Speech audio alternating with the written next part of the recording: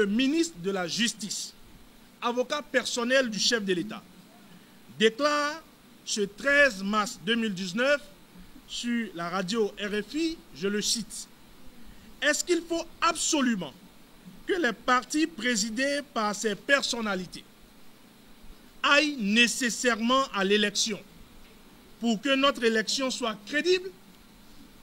Et plus loin, il ajoute, « Retourner à l'ancien code électoral de 2013 serait une pure incongruité. » Et ce même jour, 13 mars 2019, la Cour constitutionnelle rend une décision qui ne reconnaît que les listes Union progressiste et les blocs républicains dans la course pour les élections législatives.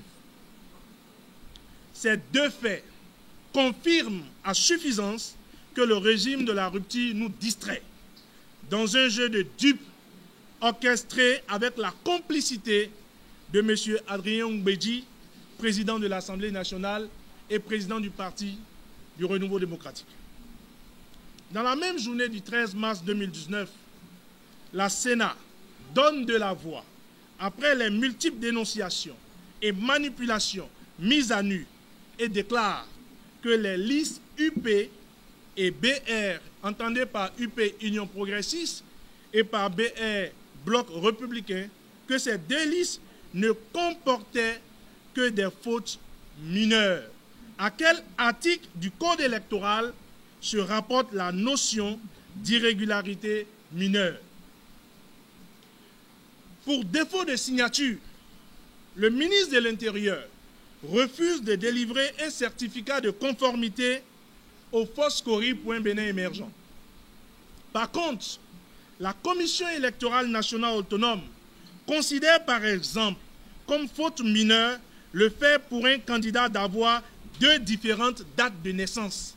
En ce qui concerne l'Union progressiste, le peuple béninois exige la vérité sur le cas du sieur Aristide Nyansounou, sur celui d'Abdoul Razak Fefefe, relativement à la qualité de leur procuration. Qu'en est-il? Nous voulons comprendre. Le peuple béninois exige la vérité sur la déclaration de candidature de l'Union progressiste relativement à la justification de la signature du sieur Éric Sangan. Qu'en est-il? Nous voulons savoir la vérité. Qui a introduit postérieurement au dépôt de déclaration de candidature le logo de l'Union progressiste qui manquait au dossier de l'Union progressiste? Nous voulons savoir. Qu'en est-il?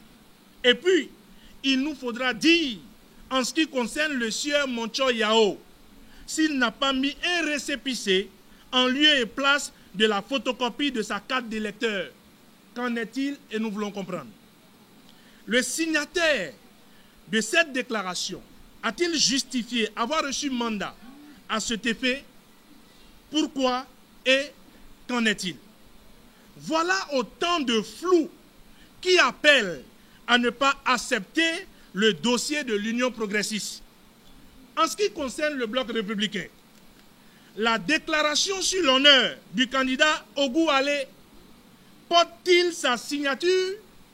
Le peuple béninois voudrait savoir la vérité et toute la vérité.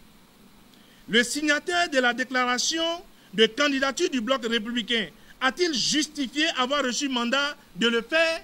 Qu'en est-il? Nous voulons savoir toute la vérité.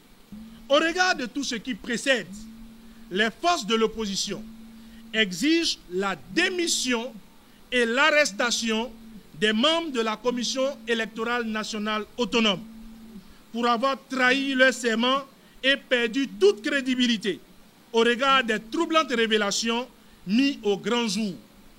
Les forces de l'opposition exigent la démission du ministre de la Justice qui prône manifestement une conception bien drôle des élections en démocratie et qui est en flagrante contradiction avec les déclarations du chef de l'État.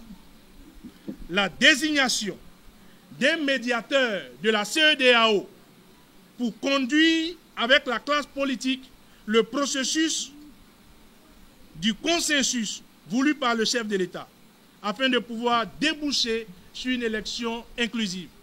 Car à cette heure où je vous parle, M. Adrien Mbedji, président du Parti du Renouveau démocratique et président de l'Assemblée nationale, est disqualifié pour conduire la médiation dans une pareille crise, car il ne peut être juge et partie.